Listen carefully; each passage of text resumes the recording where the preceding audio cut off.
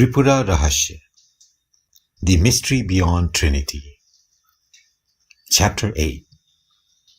Key to the Parable of Chapter 5. Having learned from the mouth of his wise wife the true significance of Tripura, who is pure intelligence and God in truth, and also the technique of Tripura's worship from competent teachers as prompted by divine grace, Hemachyuda gained peace of mind and took to the worship with intense devotion. A few months passed in this manner.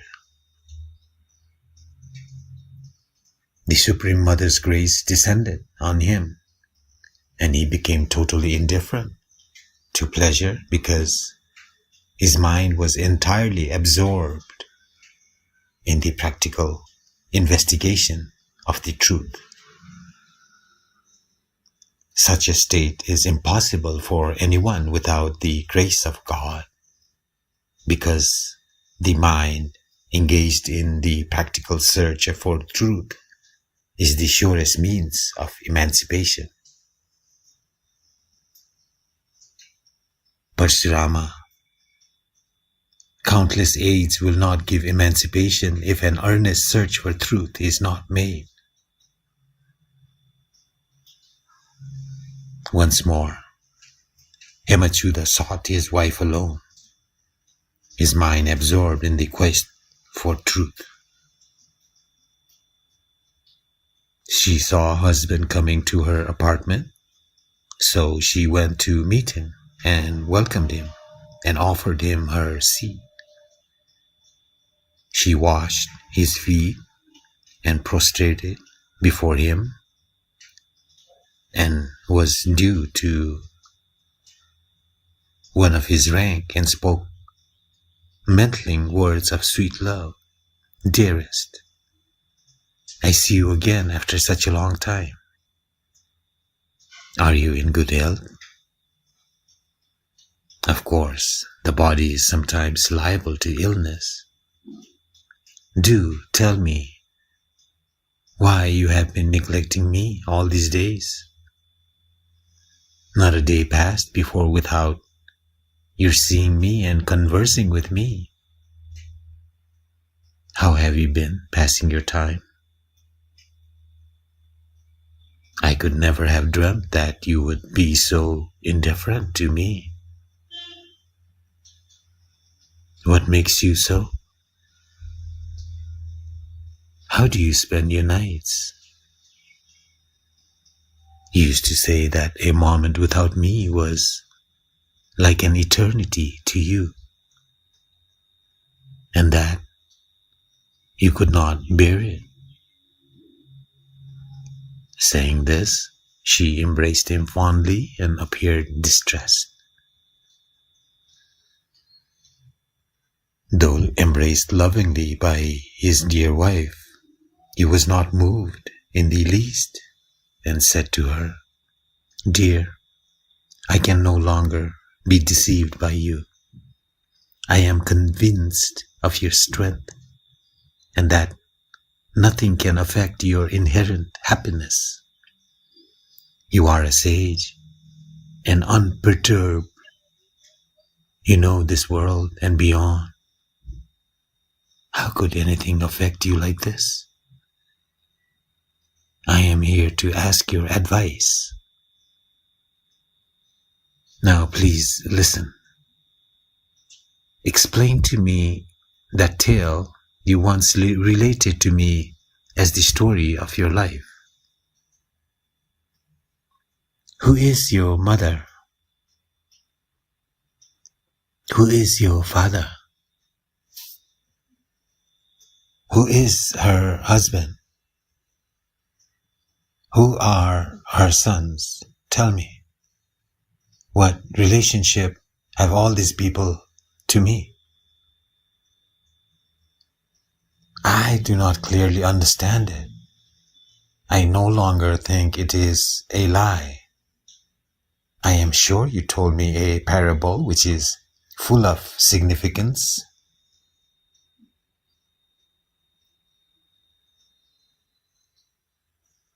Tell me everything in full so that I may understand it clearly. I bow to you reverently.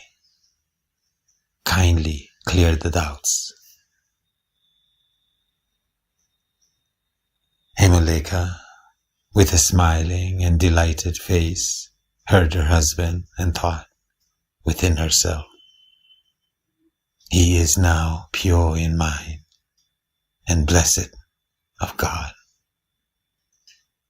He is evidently indifferent to the pleasures of life and is also strong in mind. This must be due to God's grace alone, and his former virtues are now bearing fruit. This time is now ripe for him to be enlightened, so I will enlighten him. She said, Lord, God's grace is upon you, and you are blessed.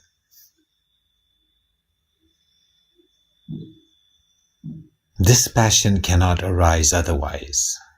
It is the criterion of God's grace that the mind should be wrapped in the quest for truth. After becoming detached from sensual pleasures, I shall now solve the puzzle of my life story.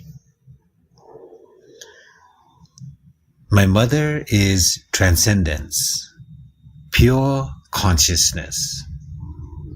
My friend is intellect, discerning faculty. Ignorance is Madame Dark, the undesirable friend of intellect. The caprices of ignorance are too well known to need elucidation. She can delude anyone, making a rope seem to be a serpent and striking terror in the onlooker. Her son is the greatest of illusions, the mind. His wife is thought, or conception, or imagination. Her sons are 5 in number, namely, hearing, taste, sight, touch, and smell, whose mansions are the respective senses. What the mind was said to steal from them is enjoyment of sensual objects, which leaves an impress on the mind to develop later into the proclivities of the mind. Sharing stolen objects with his wife is the manifestation of proclivities in dreams. Dream is the daughter-in-law of delusion. Madame Vorex is desire. Her sons are anger and greed. Their city is the body. What was said to be my most potent talisman is realization of the self. Mind's friend guarding the city is the vital principle which keeps moving as the life breath. The different critics peopled by them are hells past in the eternal passage of the soul. The consummation of the discerning faculty is samadhi.